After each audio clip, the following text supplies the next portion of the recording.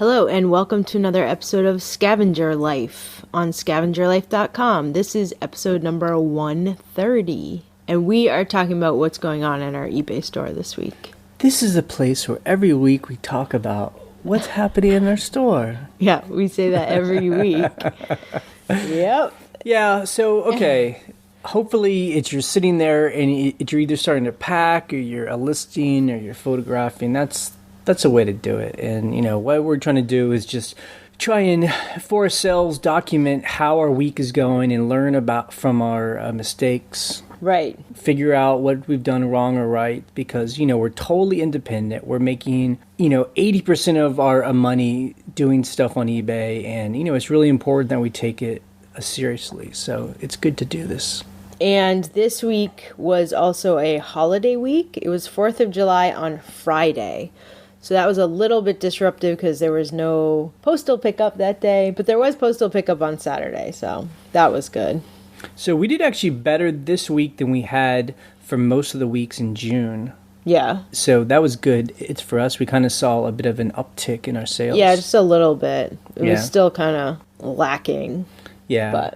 But I feel like, and we even do it too, it seems like we all peg our sales based on what we do during Christmas time, and then we all complain how slow it is, and I just don't think that's the right way to think about it. I think it's Christmas time, the holiday time, that's always going to be the most you're ever going to sell, Yeah. I think really this is more of the normal sales, Yeah. And so I think that's a better way to look at it versus thinking there's something wrong. We talked about this all of last week. So although our numbers are steady, that's the thing. It's not like it drops off for days and days. It's like it's a steady, slower flow, but it's just different. And as we talked about, that's I think a big part for us is because we've maintained a large inventory, and so even on slow days, we're always selling something. So, little things.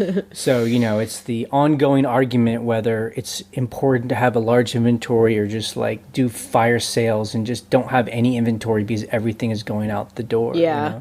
Well, I think what's good is this weekend was the holiday weekend was beautiful weather where we live, like the most perfect weather. It was cool, it was dry, it was sunny. I mean, it was almost like a spring day in July. And we're on the East Coast, so it really felt like probably how it is in Northern California. Yes, it really felt like nice. that. Well, there was a big hurricane that passed by, and I think that kind of took out all the humidity and heat, so that was kind of nice.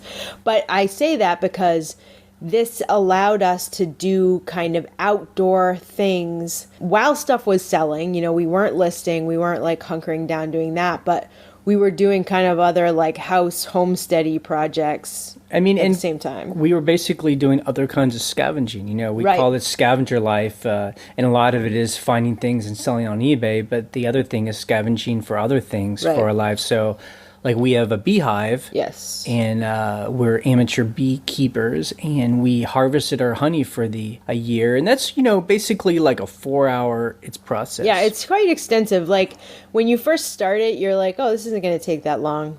No, it takes like half the day. Real messy. It's so messy. Everything, our entire kitchen is sticky. There's like bees flying around the house. Yeah.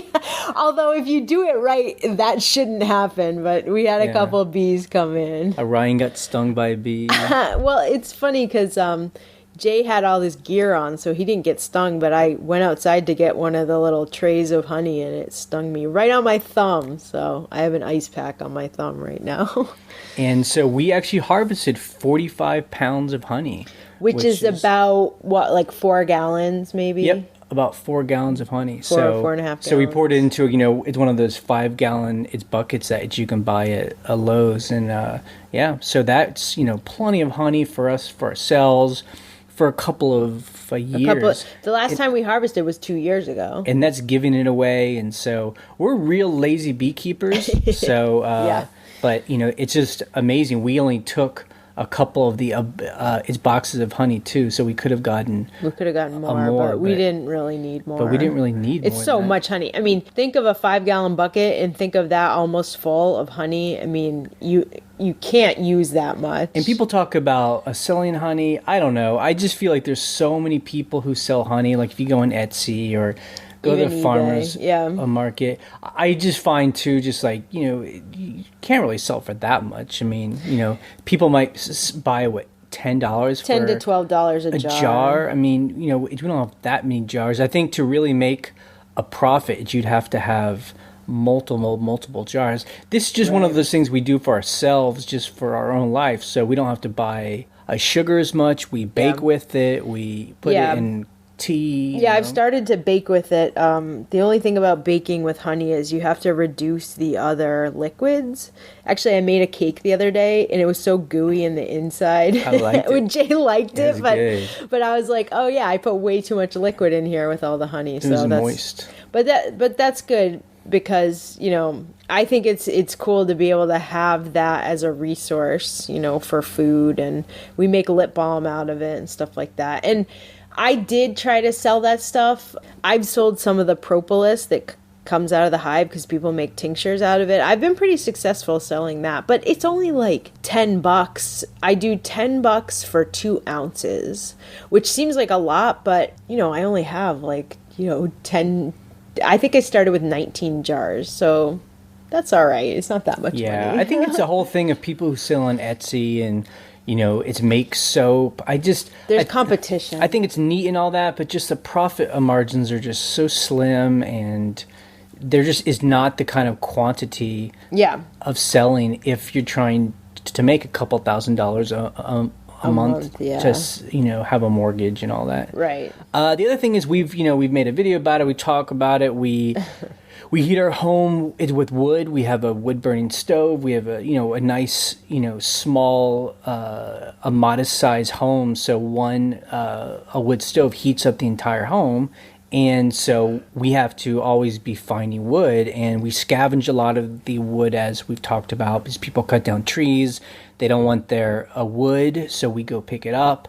We also had a couple trees. We have a couple acres of land, and when a tree dies, we cut it down, and that's perfect wood too. Because it was so nice, we were splitting wood, and we're actually going to go and finish up today after this podcast. Now, we're not like hardcore. We don't split it by hand. Like I've seen people, like friends of ours, who will like get out the axe, that would take us forever to do. So we actually have a friend who has a mechanical wood splitter that has a motor on it, which is awesome. Right. It's like a 20-ton a wood splitter, so you could throw as big of a piece as I can put on it. It can split that thing, and so we'll probably be spending over a weekend about 8 hours over the course of 3 days, splitting wood, and I think we'll probably fill up most of our woodshed. So I think we'll do a huge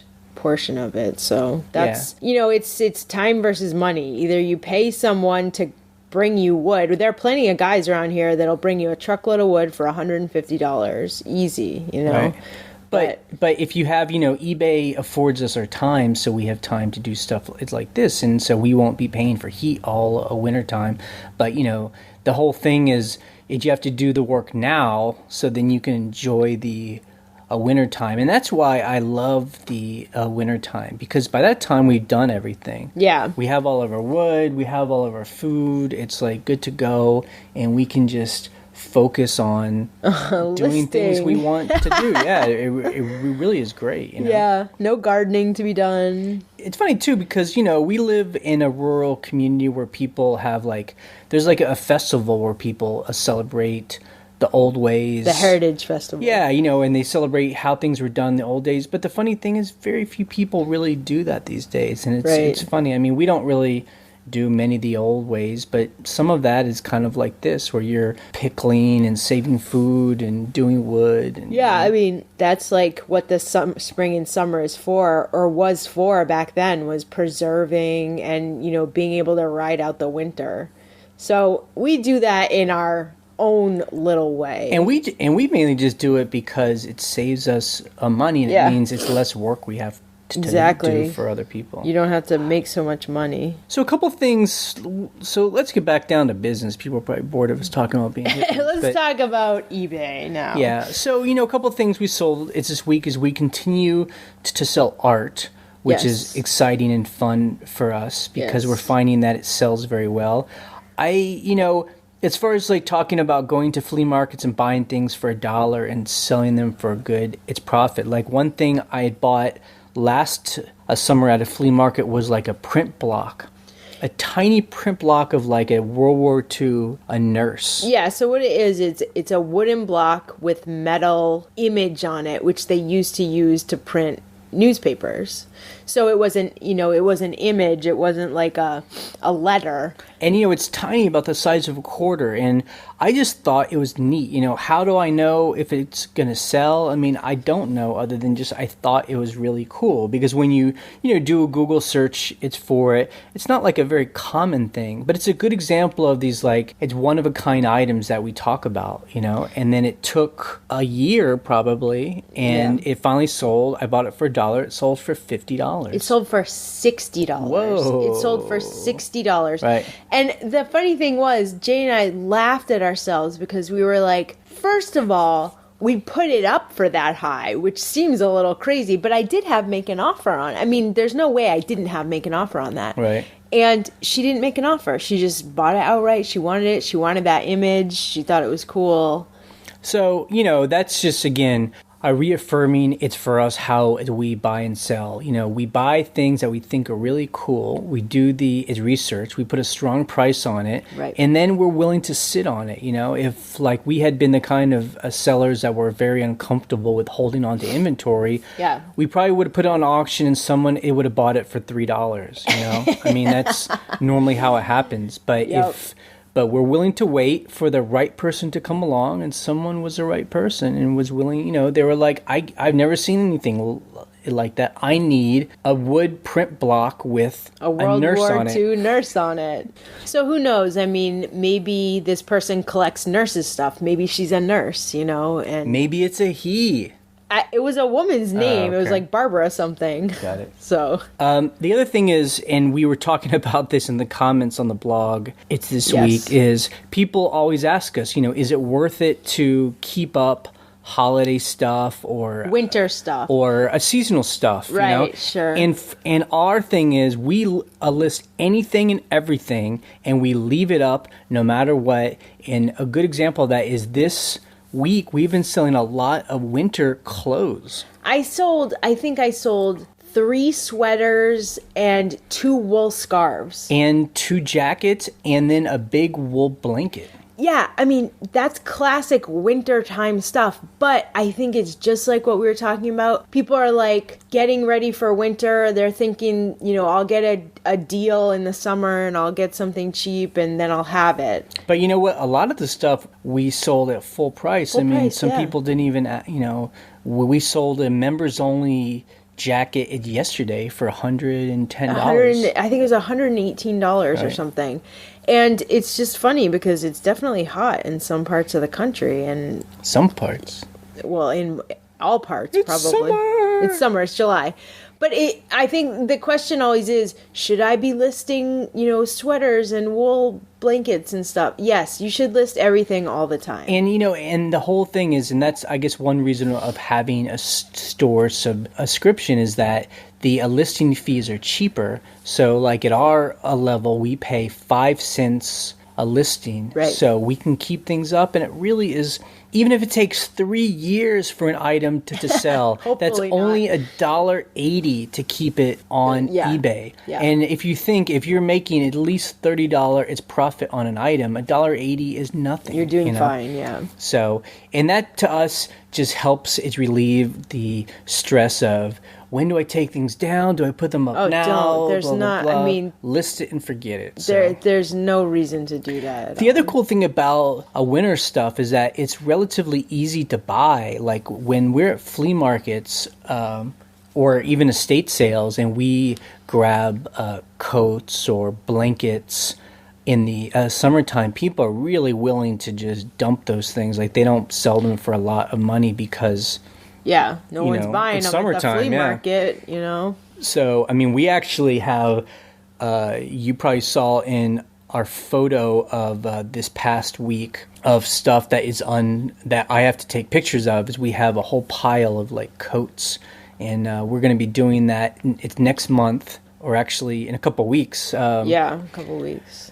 Because, we photograph them now in the summertime, and we want to have everything listed by September. So when September comes around, we'll have all of our winter stuff ready to be bought. Yeah, you got to get it up soon, because September, October, November, I mean, it's going to be here. Trust me, we've done that when in the early days where we were like starting to list our winter stuff in like it's November. Oh, God, it's that's terrible. Like the worst time because you're way behind the ball. So. Yeah. And that's, one of the things I've been doing this week is that picture that I showed, that stuff from the past 12 months. I mean, a lot of that stuff in those piles were things we bought even last summertime. And the way it works is this, is that, we buy stuff, we cull out the most expensive stuff first. So we always, grab the things that we know will either sell quickly, or the stuff that are going to sell for big dollars. Right. And then it's left with these bins of the lower cost items. Yeah. And that's kind of the stuff I'm going through now. And Ryan's actually been putting a lot of that stuff up. I mean, things that we would buy for $1 or cheaper and we would think would be worth a lot, but some of it's just worth 10 to $30. Yeah, I think the problem was I had folders full of stuff that I was absolutely avoiding, because it's lots of little, like the most random stuff. Now, the thing is, that stuff does sell, and it helps, like, flush out your inventory, where you're just like, I have this whole bin of the most random little tools and stuff. It does sell over time, so it's not bad to list those things, So it was really funny, because I'm sitting here listing the most random stuff, and Jay sends me a message. He's like, I'm taking photographs of the most random stuff, and you're listing the most random stuff. It was like we were both on the same page. Yeah, but at the same time, it would be hard for us to run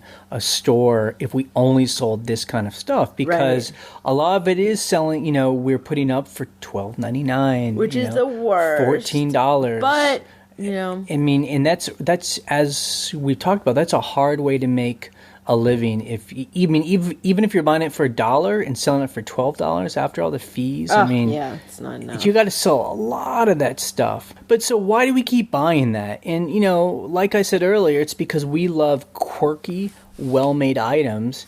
And sometimes you just have to take a chance, because sometimes it's difficult to do a search on your phone. I mean, if you're at a flea market, the phone doesn't work, or something's just really so weird that you can't find it in an easy search. Yeah, I mean, I think sometimes too, like, what we always say is we bundle stuff. So a lot of times, like, some of the smaller stuff, it almost gets like sifted to the bottom of the bin, and you're just like, I don't know, I just threw it in there. It's a something that I always buy, and I can't stop buying them, is wireless routers, because I know how much they cost in the store, like, because we've had to buy so many in our time. How much are they worth? Like $60? They're just, in reality, okay. So like the one that we bought new was $80 at the store. Between $50 and $80 they usually go for. But on eBay, man, they're not worth crap. How much are they worth? Give us a number. $10. Like, okay. People are like, yeah, I'll sell this to you for $12.99. I'm like, why do I keep buying these? Don't buy these. It's just because there's such a glut of them. And that's, another thing why we love the kind of like quirky, one-of-a-kind items, because when you're trying to sell things like a router, there's a so glut of them on the market. So everything's about like who's going to sell the lowest one. Yeah, exactly. $5.99 free shipping. Or people do like a lot of 20, and you're like, oh crap. But we do the thing that other people do, is sometimes we go through these piles that we've had for a while, and we will take out stuff and just give it back, because I know I've been doing that. I've been taking pictures of the things, and I look at it, I'm just like, this was a mistake. And we have a bag, and we redonate it. You just redonate it. But some of it is we know we aren't going to get $100 for an item, but it's still nice, and it'll sell. I mean, if I could get $25, $20 to $25 and up, then I'm happy. And the other thing too is sometimes with those other sellers, they don't ship internationally. So I've sold computer stuff or low price stuff for a higher price because I definitely am one of the only people who are like, I'll send it to you no matter where you are.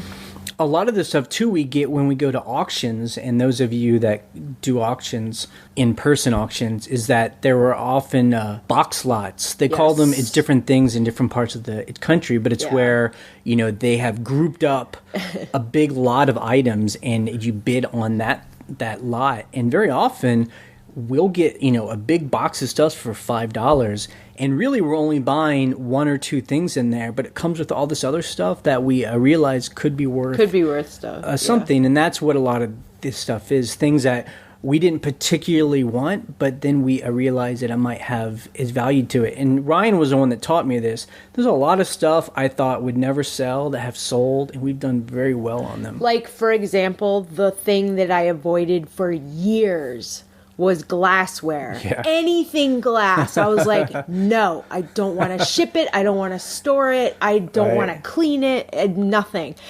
But you know what? Mugs and glassware, that stuff sells like crazy. Like, people buy that stuff on eBay because it's unique. If you can find a set of really nice, Libby, smoky topaz glasses or whatever, you know what? Those are really expensive if you buy them at Macy's. But if I have a pair of actual vintage ones, someone will buy it for $50. I have to be willing to ship it. So that's one example of stuff that always comes in box lots is glassware. There's some really crappy glassware out there that's not worth anything. So you should do your research on that. But some of it is. All right. Last week we did an episode on what to do when your store is slow. Because, everyone's complaining. And we even see searches that come to our blog because they've searched, why is eBay slow? And we've actually, put that on our podcast. So I guess it's Google will send them to us. So it's something that people are doing out there. And one of the tips we gave was, now it's a good time to expand categories that you're going to sell in. Mm-hmm. And that's something that we always do. I mean, we've talked about it before. We'll sell anything. We'll try anything. I mean, if we think something's neat, if something looks like it'd be fun to research and to clean and to photograph and sell, we'll buy it, you know? And we've done really well with that. And I don't think our store would be where it was now if we hadn't have done that. Because again, we started just selling shoes and clothes. That's it. Because that seemed to be the easy thing to find. It's easy to store. It's easy to ship. And it's stuff we kind of knew. So, but if we had just stuck with that, man, we would not be making a living on eBay. I think part of it, too, was willing to figure out storage and willing to ship those items. And that's what it comes down to. Right. And so here's an example of something we've been starting to expand into. When we talked to Mikey and Wendy a couple weeks ago, they talked about hiking and working out. And that's running, something we've actually been doing too. It's this year. And we mentioned how Ryan has been searching for like a workout clothes. Yeah. So like I had some junky workout clothes that I just got at the thrift store and whatever. But like, once you start working out like several times a week, I mean, like these jogging pants I got at the thrift store are definitely falling apart, we aren't really gym people, but we joined the gym and I remember I was like, I'm going to do the Scavenger style. And I was like in my junky tennis shoes and my like work clothes. And not that we feel like we need to look like those fancy. There's some fancy people at the gym. Yeah, we're not those people. Right. But I did realize like I needed a good pair of shoes.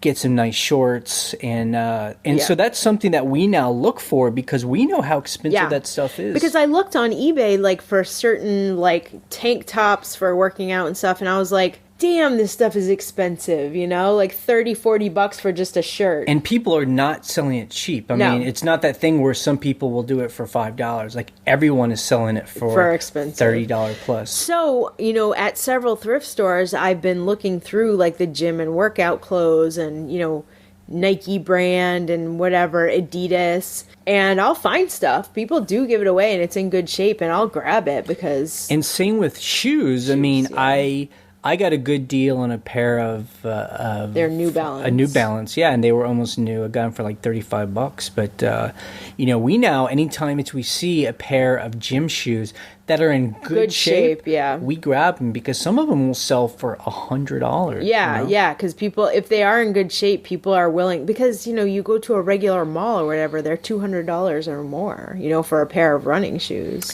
So this was stuff that we would always pass up. Yeah. And so it's just one of those categories that we now are glad to sell, and that's normally how it happens, is that we'll take an interest in something, and then we kind of become quote-unquote experts in that, and then we now know the stuff that sells, what doesn't sell, and we're always doing experiments. Yeah, so that's definitely something new that we're trying. And I think as a part of that, a big thing is, there's some people who are hearing us, and I know they're more like hobbyists, or they have full-time jobs, and they're doing this as a side gig.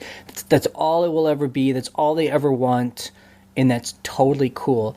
I know that there are people, though, who want to be full-time, and they seem like they're always struggling with making eBay a full-time business. And it's almost like I feel like they're just, grinding their gears because they're just not making the right choices. And part of that is, you can't keep selling the same thing. Like if you're selling a certain category, like plush toys, because you really love plush toys, and sometimes they sell, and that's great. But if you're not making a full-time go of it, and you want to make a full-time go, you need to find something else to sell on top of that. Yeah. I think people limit themselves because they feel like that's all they know, or they don't know what's, a higher priced item, or they don't want to spend more. And for us, it's just all about just trying. You just have to try. Right. I've seen stores where the person specializes in one item. Right. And they do very well because they find things that sell for a lot of cash. Right. Antiques or electronics or something. But when they have one category, they go deep into that category, where the category is not just everything sells for $14. I mean, they specialize in items that sell for a lot of cash, and that is, things like the antiques, like lamps. Someone that just specializes in lamps, they go deep into lamps, and they find the ones that sell for a lot of money. It's not casual. It's that is their thing. Like they become the premier experts. I mean, and you go there, and that's like what they do. Like we recently were getting a chair upholstered, and we bought a piece of cowhide. Yeah, leather, this soft upholstery leather. From a guy on eBay, and he's like the specialist in cowhides. Yeah. That's all he sells. Yep. But he sells all different colors, all different styles and sizes. He's got like 30,000 feedback or something. So he specializes, but some of his stuff is worth $20, some of it is worth $600, Yeah. But people go to him like we did because he's the one. The true expert. So I guess if you really love plush toys, you got to be like the ultimate plush toy specialist where like you have those like really rare plush toys that people are going to pay. You're only looking for that when you're buying. Or games. I see people really get into games and like board games, and I'm just... That's just not our thing at all. But if you are, you just got to go deep into it. If you're trying to be full-time. Yeah. If you're just trying to be a hobbyist, then it's all good. I think if someone's a hobbyist, if you make more than $1, then it's all good. Yeah, it's fine. If you're just doing it for fun. But if you're trying to be full-time, you need, you're trying to hit a number every month that's going to cover bills. And so if you're not covering bills, you got to rethink things. Yes, agreed. Okay, I'm sorry. Okay, he's on a rail. He's off the rails. I went way too deep into that problem. Okay. I do have to go a little bit further into this rant. This rant He's because not done. because it's a good conversation. Yeah. We advocate having a large inventory. We have like over 3,000 items, and that works for us.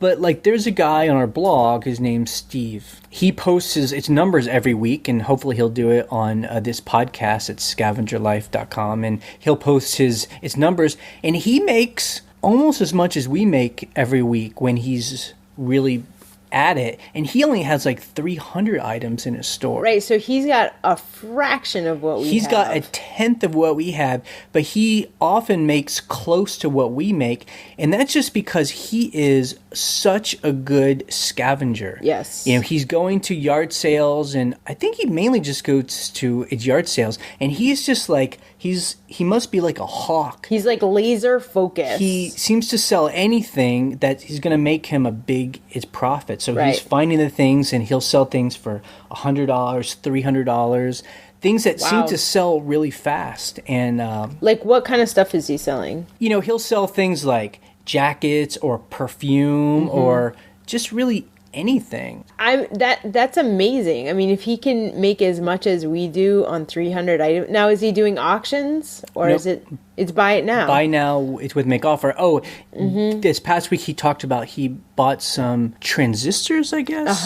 Like those old transistors, I don't know, or tubes, or vacuum tubes that people put into amplifiers. Yeah, And tubes. He bought like a box of them, and I don't know, it paid $5 or $10, and you know, he's selling each one for over $100. That's you know? amazing. So I guess that is true, that you can make a lot of money with a small inventory, but then that means you have to be such an awesome scavenger and really like, you know, you have to be on top of your game. My only thing is just, then I feel like if he has weeks where he doesn't put anything on eBay, though, I bet his income will really drop because he doesn't have the back inventory to kind of cover things. Buffer. Yeah. So we had a listener send us an article. Yes, we had a listener named Jeff. And it was a cool article. I think we've kind of talked about it's before, and I've seen this in other its places. So as baby boomers are starting to kind of like retire, starting to get rid of a lot of their stuff and get into smaller places, people are not buying old furniture. Like, and what they call it is brown furniture. Yes. It's what did you think of when did you think of like those big oak tables and big chairs and, you know, like if you sideboards? Think of, sideboard. That's what I always think of. When you think of an antique piece of furniture, in my mind, this is what I think about. That dark wood from like the 1800s, you know, early 1900s, where before, you know, mid-century modern became big. And I know my parents were really into that in the 80s. Like, we would drive around and they'd go to antique stores, and we'd always come home with a, you know, a big piece of furniture tied to like the back of our car. And our house was full of it. But it's interesting. People don't want that stuff because, number one, is the stuff doesn't really fit today's like homes, like, you know? the actual pieces itself, like they don't match people's couches. They just they're from another world, and you know, and that's why I'm assuming he sent this article because we talk about selling furniture. Though we are finding the brown furniture that does look good. There are some pieces that are nice, but they're simpler. Yes. They aren't as ornate, but they're still nice, and they still get passed over, and that's why we're able to find this stuff for $10, $15, you know? Now, we do also very much love mid-century modern. As everyone does. It's like a big, you know, huge big thing because it's like simple. It's basically like the original IKEA. Yeah, it's like IKEA ripped off every mid-century, you know, Scandinavian designer, basically. But there is furniture that is more primitive, I guess they would call primitive, it. That still is that brown furniture, but that has a simple, well-made look. And so it's always a balance. I've said it's before. If I was a richer man, I would buy a big warehouse where we live, and I would be picking up this old furniture that people are basically dumping. This beautiful antique oak, tiger oak furniture, and I would be storing that stuff because I'm telling you, there's going to be a time it'll come back when people are going to want really nice big pieces of furniture that are, you know. I think the thing is, things come in cycles. I mean, I mid-century modern was not always cool. I don't think some people always thought it was cool, but I think it's come back into style, you know, recently. Because of Mad Men, basically, in my opinion. Yeah. But Those things go in cycles. It's like we talk about with fashion. The coolest fashion on New York streets right now is acid wash mom jeans from the 90s. What? I never thought that would be cool. And it's like every kid is wearing those. So, stuff comes back. I mean, like just this week, we actually bought a chair for $125, which is a lot of its money. Yes. It's for us, but we bought it for ourselves. And it's kind of like it's a mid-century chair. Yeah. It reclines. Right. Now, it's not like a lazy boy, but it's like a mid-century modern chair with like a wool fabric on it. And then it's kind of a hidden recliner. It's almost like a little surprise. Jay had to get me from home and be like, come on, we got to go buy this chair right now.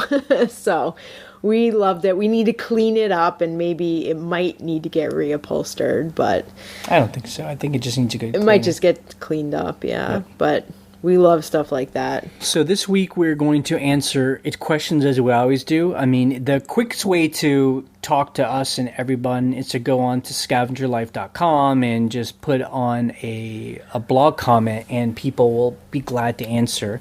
But we also take them here if you just email them to us. Okay, a listener, Hunkrylon. They have a funny name. Hunkrylon. Okay, writes this. It's kind of a long kind of conversation. I'll kind of bring it down. So this person, they have 1,200 items. And he says it cost him $12,800 to buy all these items. Mm-hmm. And he's an antiquer. And he has 4 stalls in an antique mall. So what he's asking is, should I put all my stuff in this antique mall on eBay? Will he make more money selling online than keeping it in the antique mall? Because the problem now is that he sells about $1,000 or $1,200 per month, but the rent on those 4 stalls is $450 a month. And then the antique mall also takes a 10% cut of anything he sells. So that means if he's selling $1,200 a month, right, they take 4. It's 50, then another 10%. He's making like $500 or $600 a month. I mean, the antique mall is making as much as stuff as he is, right, and that's on top of all the money he puts into the inventory. Right. So look, I think everyone knows what I'm about to say. Everyone knows what your answer is going to be. I mean, the answer is, of course, you should put all this stuff online. I mean, it's kind of like a physics question. It's just the laws of its physics are going to be in your favor on eBay. Because when your stuff is in a stall in an antique mall, the only people that could possibly buy that are the couple hundred people that walk through that mall and might stop and check out your stuff. If you put on eBay, everyone with an internet connection in the whole world on the planet Earth can look and possibly buy that. I mean, so I don't know how more clear to tell people that you should just put your stuff on eBay. And instead of storing it at the antique mall, you could probably get a storage place for cheaper than what you're paying. I mean, if you can't store it at your house or your outdoor shed, or you live in an apartment, if you rent storage, right, that's still going to be cheaper than the money you're making. And the only caveat is that we know, even though people might not want to admit it, the reason why people like antique malls and selling in flea markets is because it's less work. You only have to buy it, which is a lot of fun. And you put it in. And you put it on a shelf, and you wait for someone to buy it. There's no other work involved, and that's great. Right. The thing with eBay is you have to take pictures, you have to list it, and that's really answer questions. That's a barrier to entry. You have to ship the item when it sells, So there's a reason why the mall owner is taking a 10% cut on top of the rent, because they're doing all the work for you. So It's really a balance. If you don't want to do any work, then you just should take that smaller amount of profit. But if you want all the profit, then you need to do all the work. And really, there's no other way. You're going to break the laws of physics and tear, there'll be a big tear in the time space continuum. Yep. We're getting into Einstein here. So don't do that. Okay. Hungry land. That's his name, I know, Hunkryland. Hunkrylon. Yeah, that's crazy. Anyway, So, next one. The next question is, now this is a very interesting question. I have a great answer for you. Okay. I am a one-person seller. It seems like eBay treats all sellers the same with respect to the rules. How can I possibly compete with a store like on eBay like Target? They have thousands of employees and have a staff to do anything. How can I do everything they require? It's overwhelming. I don't even know. I don't know the answer to this. What's the answer, Ryan? Well, now that I'm reading it again, I'm like, am I reading the question right? I thought they were asking, how do I compete with the big stores on eBay like Target? They are asking that. So the whole thing is, this person gave their eBay ID. It's just a bunch of numbers. I looked at their store, and they're selling antique, vintage, one-of-a-kind items. So you're not competing with Target. Target will never sell items like that. Target doesn't sell items like that. So there's no competition between you and those big companies. Now, I think that's good to answer that. Also, she is talking about just dealing with eBay itself. eBay has a lot of rules. Right. Defect rate. We really try not to do it, and we try not to be, it's negative, but like this last week, I did kind of get into the defect is rating. I'm grumbling a little bit. I don't mean to. It's just, everyone hates change. But honestly, you don't have to really worry about that stuff. The main thing you just worry about is put up nice items. Yep. Sell items to people that you say you're going to sell them, and then just make sure they're happy, So don't sell items, so then people will, of course, be unhappy. If someone has a problem, fix a problem. Right. Sometimes you're going to have to kind of take a hit and give a refund. That's just part of doing business. If you do those things, you're going to be fine. All this other stuff that we talk about is kind of like inside baseball stuff. We talk about defect iterating because we're trying to fiddle with those numbers and our percentages because we're trying to get better rankings in eBay searches. But ultimately, though, it doesn't matter. Just do your best. On my better days, I don't worry about that stuff. Yeah, most days we're just listing and selling. We don't care about any of that and stuff. If you're on those eBay forums, those horrible, dark, dingy places where people are mainly talking about gaming the system, and they're trying to and I'm sure if someone's new, if you're thinking eBay has nothing to do with being a seller. It's all about trying to trick eBay and how to put your items higher up in search rankings and canceling things and listing them, and it's that's not, it's a waste. That's not what we talk about, and that's not the way I think it should be. If you're selling cool stuff, people are going to buy it, and that's it. That's it. Period. That's the end. Okay, someone named Glenn Royd asks, I am trying to decide whether to open a store or not. Do eBay stores get special deals such as 1,000 to 1 million extra insertions free and relist 3 times free? So far, I have been able to play the game and not pay any extra insertion fees. I'm going to answer this. Yes. I know. We get this question a lot. I mean, I get it, and as a scavenger, I salute you wanting to be frugal and thrifty. And eBay does do that thing where they're like, you can list 1,000 things for free, And so why even have a store if you can list that much stuff, especially if you only have a couple hundred things in your store to begin with. And I get that. And if it works for you, I mean, who am I to say if it doesn't work? Well, what works for us is this. We're running a business and we need a level of certainty. Yes. So I need to know how much it's going to cost me to keep my things up, no matter how much I put up. And that's what a store subscription gives me.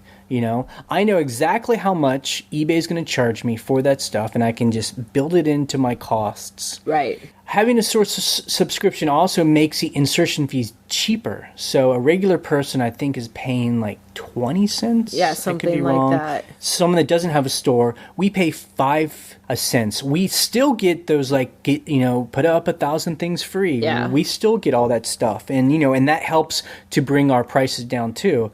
Having a source subscription also gives us access to that a Manager Pro. Seller Manager Pro, which It basically, the way you manage and put your listings up just looks way different, and you have other options than regular people. Things like you can put your store on vacation and Right. still sell. You can do a bulk. Editing. Yep. So if you have a lot of items and you want to put everything on sale, or you want to change a price or whatever, you can do it all at one time. Right. It also gives you a store, which means you can send people a link and all of your items are there. And, you have some control over how it looks. Looks and branding. And, I would say every month, there might be 5 or 6 people who we can tell are actually going through our store and buying multiple items because they see that we have a lot of different kinds of inventory. That happened this weekend. Yeah. So that's the answer.